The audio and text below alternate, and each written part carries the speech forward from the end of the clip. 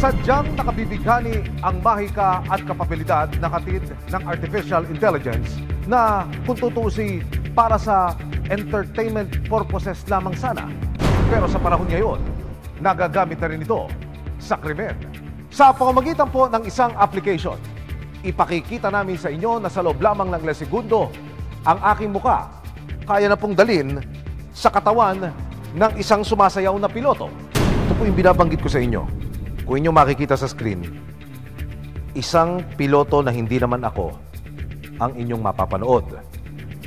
Pero isang pindot lamang. Pagkatapos na tila ba iskanin ang larawan, tignan nyo ho yung itsura. Ang mukha ko na ang makikita. Parang ako na ho yung pilotong sumasayaw na nasa TV screen nyo ngayon.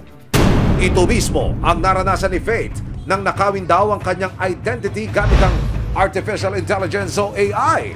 Nakapanayam ng resibo ang tiyuhin ng lalaking gumagawa ng mga peking video. Ayon kay Gary, hindi niya tunay na pangalan, maging siya raw na biktima ng kanyang pamangkin. Ano kasi yan, nung una, nag-friend request sa akin yung babae, tapos in-accept ko din kasi madalas kami mag-chat ako, medyo maganda ng usapan. Nakapunta ako ng pera ngayon para doon sa kinuha na bahay dyan.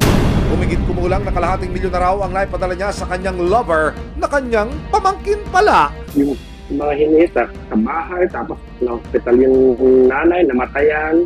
Halos linggo-linggo, tapos may kailangan sa bahay. Ang dami. Hindi ko alam kung mapagkata ng 400K yun yung napadala ko. Kasama ang resibo, dumulog si Faith sa Philippine National Police, Anti-Cybercrime Group of PNP ACG Region 3 sa Camp Oliva sa San Fernando, Pampanga.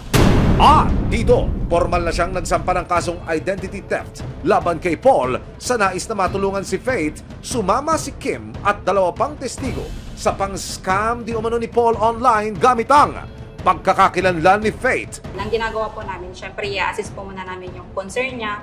Pinapafill up po namin sila ng IRF form and then binablatter po namin para meron po kaming record doon sa nangyari.